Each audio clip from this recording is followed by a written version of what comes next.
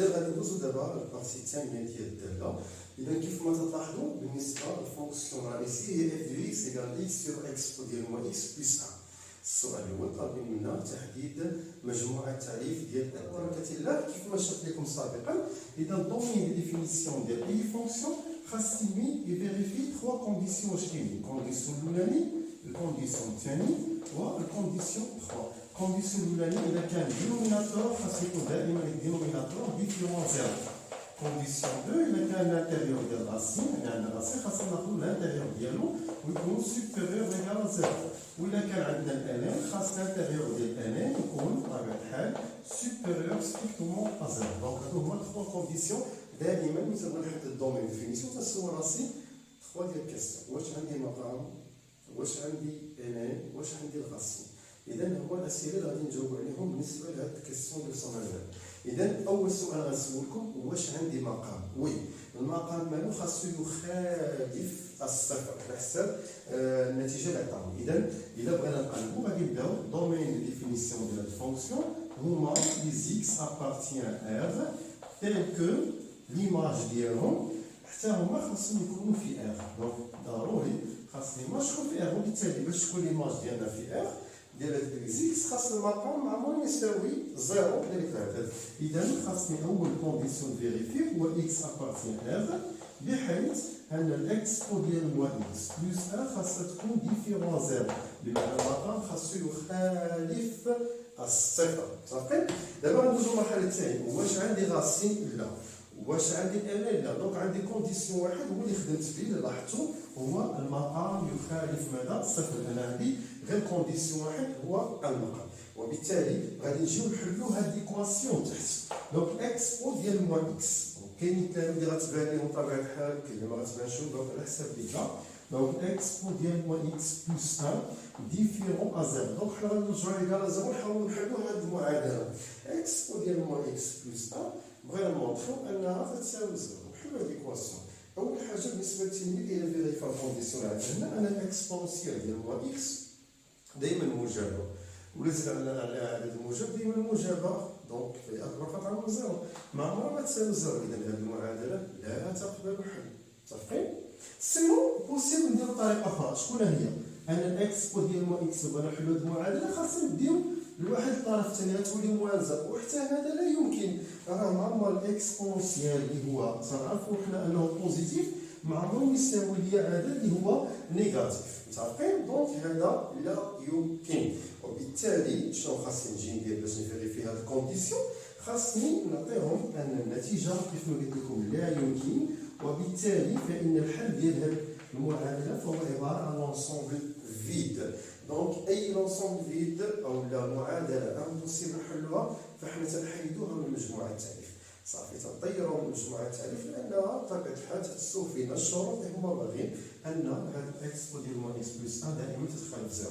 وبالتالي فيما نطيحوا في هذا الحل يعني معادله لا تقبل الحل او لا بانت لكم مباشره ان الحل ديالها ما كاينش او ان هذا الشرط راه محقق تنحيدوه من مجموعه التعريف. دونك شنو غتولي دابا عندنا؟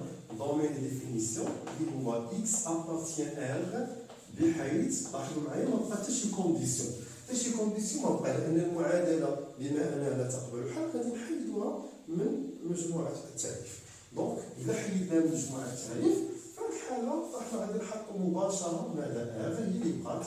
دونك لما تبقى حتى شي كونديسيون فنحط ديريكت ان دومين ديفينيسيون هي ار، وبالتالي فان بوسيبل نكتبوا هنايا هذه راها بوسيبل في حالة كانت ديفيرون زيرو، أما إذا كانت إيكال زيرو تتسمى امبوسيبل. إذا بحال درنا ليها ماذا؟ نيغاسيون. بحال درنا ليها أن إذا كانت تساوي تنقولوا لها لا يمكن، وإلا كانت تخالف تنقولوا لها راه ممكن، وبالتالي هادو تنحيدو هاد الحالات كامل تنحيدو في مجموعة التعريف. إذا ندوز دابا الكيسيون الثانية ديال النهاية ديال الدالة. إذا دابا غندوزو للسؤال رقم جوج. السؤال رقم جوج قال لك فيريفي كو اف دو اكس ايكال اكس اكس بو دو اكس سور اكس بو دو اكس بلس 1. Après, calcule limite envers moins l'infini de f de x. Donc, باش نحسبوا الفونكسيون f de x باش نكالكولو او نتحققوا من الفونكسيون f de x اللي هي x اكس بو دو x سور اكس بو دو x بلس 1 مفروض ان هذه هي الفونكسيون اللي عندنا. غنطلقوا من فونكسيون اف دو اكس اولا من هذه بحال بحال. دونك انا غنطلق من فونكسيون اف دو اكس عظيمه اللي هي كيف ما شرحت لكم سابقا هي اكس على اكسبو ديال اكس على اكسبو ديال موان اكس بلس 1. دونك لاحظوا معايا مزيان باش نوضحي ان فونكسيون اف دو اكس هي هذه خاصني نشوف فاش فكروا هما يعني شنو هو الحاله اللي استدعتهم انهم يشدوا هذه ويحاولوا هذه باش نحسبوا حنا النهايه بطبيعه الحال واخا. دونك شنو العلاقه اللي كاينه بين هذه وهذه اولا شنو هو التغيير اللي وقع بين هذه الفونكسيون وهذه الفونكسيون.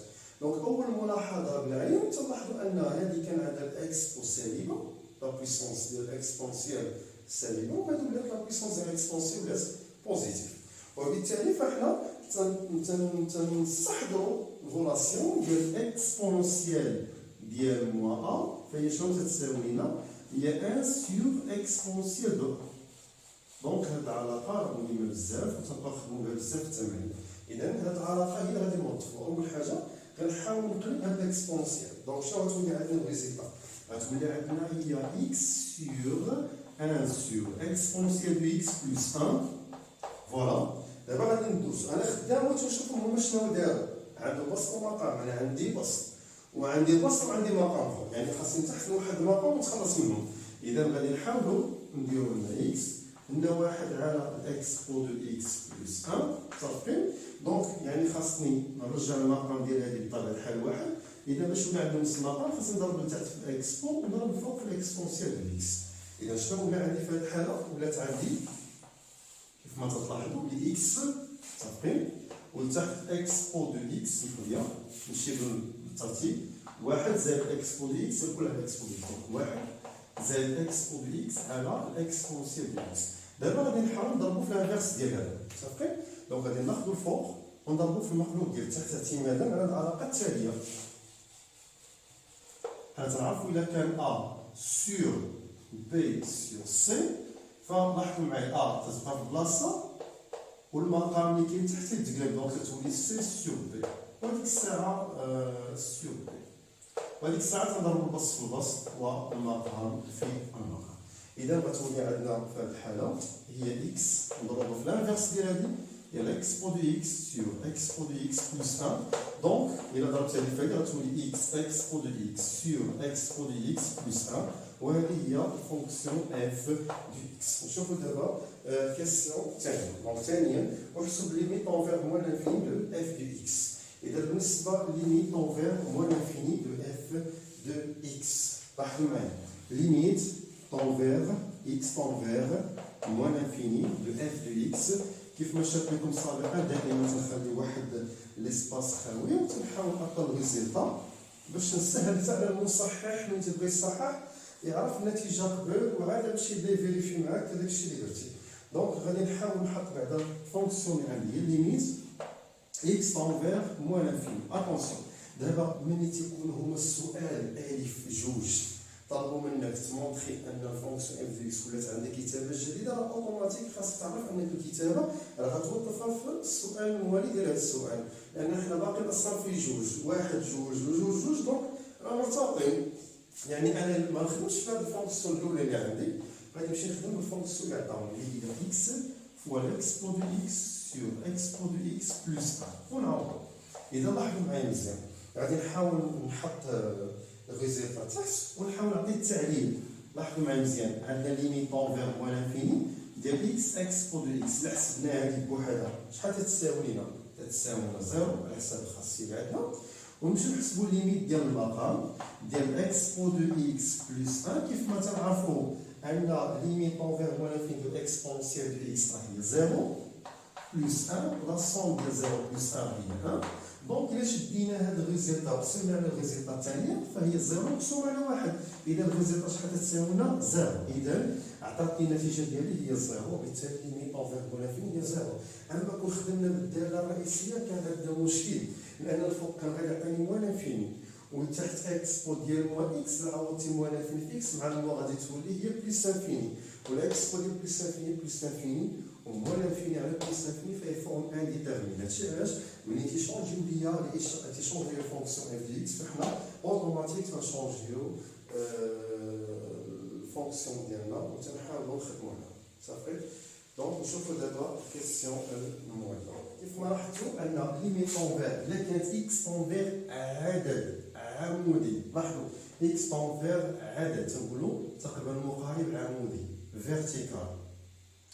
اما العكس دابا الا كان اكس اونفير عدد عطاني لانفيني تنقول عمودي. دابا الا قلبت لانفيني عطاتني عدد، يعني الضد ديال العمودي غادي يكون افقي. اذا في هذه الحاله غادي نقول انا سي اف، دونك سي اف هادو سي اف منحسب اف يقبل مقارب كيفاش داير افقي. دونك معادلته ماذا؟ إيكغيك تتساوي لنا ماذا؟ تتساوي لنا زيرو بجوار ماذا؟ بجوار موان لانفيني. داكوغ؟ يعني إلا بغيت نحاول بيوف، دونك تنقولو سي دو اف admis une asymptote. Donc asymptote يعني مقارب، donc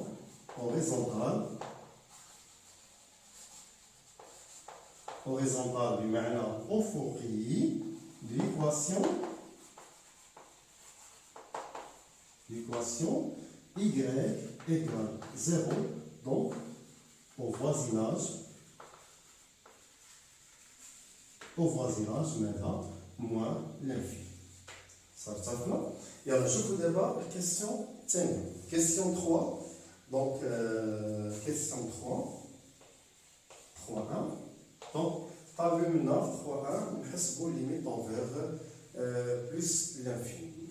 كيف ما شرحت لكم سابقا نديرو ليميت اكس اونفير ماذا قلنا بلس لانفيني ديال اف دي اكس. تنحاول نخلي واحد ليسباس وتنأطر ريزيتا اللي غادي نمشي نقلب عليهم. صافي وتنبدا. إذا لاحظوا معايا أول حاجة بالنسبة ليميت اونفير بلس انفيني ديال اف دي اكس اللي هي عاطينا اكس على الاكس ديال موان اكس بلس. دونك التلميذ غادي يسولني علاش ما خدمتيش بالدالات السابقة. أنا دابا درت سؤال جديد فتيحتم عليك أنك تمشي وتعوض في الدالة الأصلية اللي عندك. في حالة إلا ما خرجتش عاد غنستعان بالسؤال أو لا بالدالة اللي بدو ليا قبيلة. في السؤال تنظن هو 3 دونك 2 3. دونك ندوزو دابا للبارتي اللي عندنا. إذا إلا جينا حسبنا إكس على إكسبو ديال موان إكس بلس 1 وجينا حسبنا البسط بوحدو هو ليميت أونفير بلس انفيني ديال إكس، حسبنا المقام هو ليميت أونفير بلس انفيني ديال إكسبو ديال موان إكس بلس 1. دونك بالنسبة للبسط إلا عاودنا تعطيني هي بلس انفيني. داكور. وبالنسبة للمقام إكسبو ديال موان إكس إلا عوضتيه لنا بلس انفيني مع موان موان انفيني إكسبو على موان انفيني هي 0 بلس 1 شحال تساوي لنا هي 1. سينو غادي يحاول التلميذ يقلب هذه اللي خلق لي المشكل. غتولي ليميت اونفير بلس انفيني ديال 1 سور اكس دو اكس بلس 1. دابا غادي يعوض عادي. دونك عدد على لانفيني شحال تساوي عدد على لانفيني هو 0. متفقين؟ عدد على لانفيني قلنا هذا هو 0 زد عليه 1 عطنا الريزلتا هي 1. اذا احتمالا على هذا الشيء توصلنا ليه. البسط شحال خرج ليا البسط هو بلس انفيني، والمقام شحال خرج ليا هو 1، ولانفيني على 1. الريزلتا شنو هي بلس انفيني. إذا شحال راح في هاد البلاصة بلس انفيني. دونك هادي تاهي راح نحط فيها بلس انفيني وأنا حصلت على النتيجة ديالي. دونك لاحظتو ميثود ساهلة بزاف ما صعيباش. إذا نشوفو دابا السؤال الموالي. دونك السؤال الموالي إذا غندخلو دابا السؤال 3 قال لك مونطري كو اف دو اكس موان اكس إيكال موان 1 سور اكس فو دو اكس سور اكس بلس 1 سور اكس. سمحولي سور اكس. دونك كيفاش غادي نمونطريو هذا اللي عندنا؟ دونك غنبداو أول حاجة نبداو نتعرفو على شكون اف دي اكس ناقص اكس هي الأولى. دونك اف دي اكس ناقص اكس، اف دي اكس ماذا؟ ناقص اكس. غادي نعوضو الفونكسيون اف دي اكس ديالنا بالقيمة ديالها اللي هي اكس سور اكسبو ديال موان اكس بلس 1 موان اكس. غادي نحاولو دابا نوحدو المقام هو الأول. كيف ما تلاحظوا إلا حطينا المقام ديال هادي هو 1. متفقين؟ دونك لاحظوا معايا خاصني نوحد المقام، يعني غنشد هاد الواحد غنضربو في المقام ديال هادي الفوق والتحت. يعني خاصني نضرب هذا في اكس او ديال موان اكس بلس 1 والفوق غادي نضرب في اكس او ديال موان اكس بلس 1. متفقين؟ نحاولو دابا نشرو الريزلتا ديالنا. دونك لاحظوا معايا مزيان المقام شحال تيساوي اكس او ديال موان اكس بلس 1. الفوق لاحظوا معايا البسط هو اكس موان إكس فاكتور إكسبو ديال موان إكس بلس 1. داكوغ. دابا نحاولو نوصلو للبسط ونشوف واش غيعطي. دونك إكس موان هادي فهادي موان إكس إكسبو ديال موان إكس، هادي فهادي هي موان إكس على إكسبو ديال موان إكس بلس 1. دونك سامبليفيو، لاحظوا معايا موان إكس مع إكس، دونك مشات أوسي نختازو بها. دونك شحال بقات لي في الأخير؟ بقات لي موان إكس إكسبو ديال موان إكس سور إكسبو ديال موان إكس بلس 1. متفقين؟ دابا حنا ملي حصلنا على هاد النتيجة غنشوفو واش هادي هي هادي. دونك ما بانش شي ريلاسيون بيناتهم، يعني دابا غادي نبداو غير نقارنو، يعني خاصني شي مفتاح، يعني شي مفتاح غادي يعطيني شنو الاسيس اللي طبقوا باش وصلوا هما لهاد الريزلتا. دونك اول حاجه تنقارن هي الاكسبونسيال، هما عندهم اكسبون بوزيتيف لا بويسونس ديالو، وانا الاكسبونسيال عندي هنا نيجاتيف لا بويسونس ديالو. متفقين ولا لا؟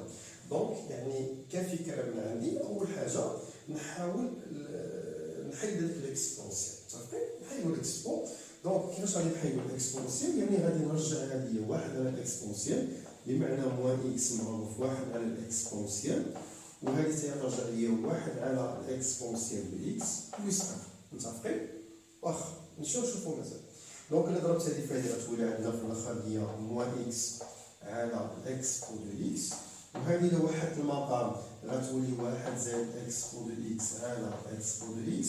دابا عندي حق، إذا كان هذا هو المقام كبير عندي حق نختزل أو نسامبليفي المقام ديال هذه مع المقام ديال هذه.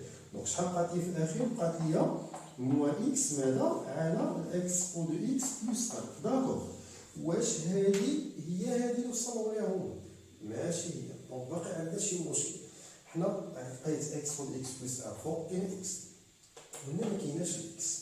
دابا ولكن إلا لاحظتو غير بعينكم مجرد إلا شديتو إكسبو زدتو على واحد تولي إكسبو دو إكس زائد واحد على إكس. نعاود مرة أخرى إكسبو دو إكس بلس 1 سور إكس.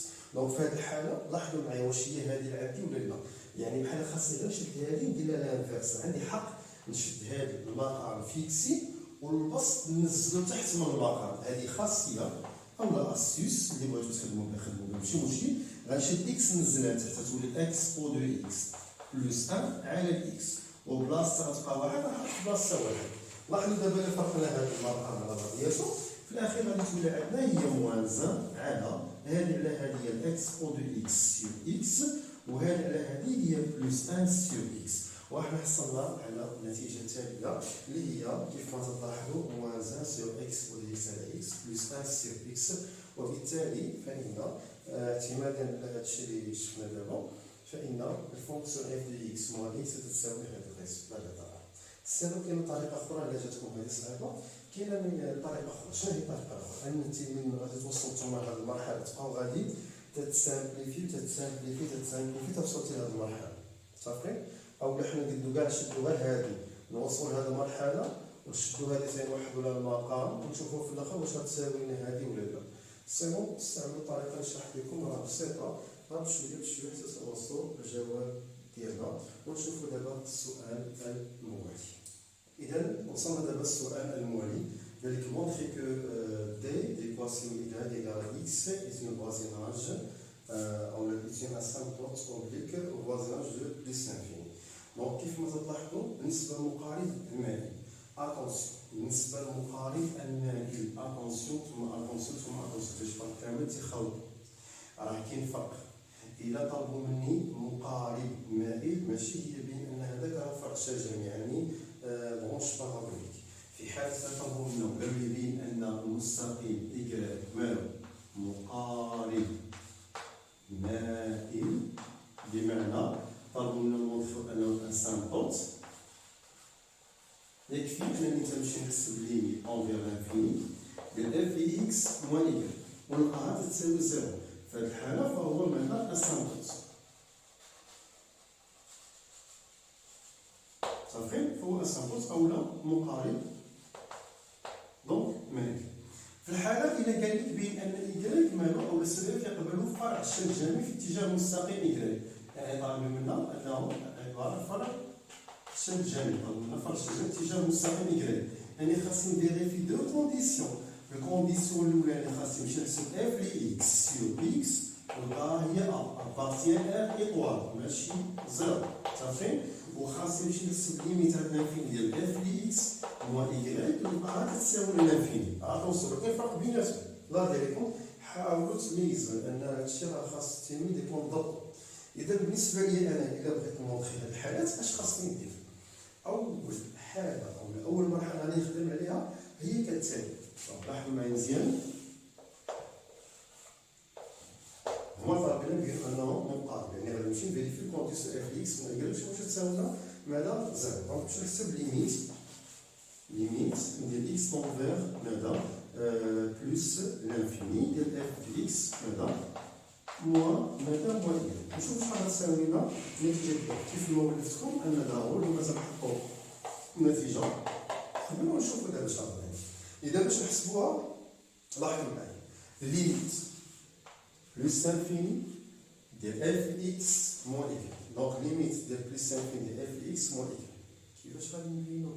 كيف ما شرحت لكم ان سابقا لقينا ان اف اكس موان اكس راه هي موان زان سور اكس بو دو اكس سور اكس بلس 1 سور اكس. هادشي راه بيناه وبيها في السؤال السابق. اذا يكفي انني نجي نشوف الريزلت ديالي كيفاش غنحسبها. ليميت انفير بلس انفيني ديال اكس بو دو اكس سور اكس شحال تساوي لي في القاعده؟ دائما تتساوي لنا بلس لانفيني. والليميت عند بلس انفيني ديال 1 سور اكس شحال تساوي لنا؟ عدد على انفيني شحال؟ هي زيرو.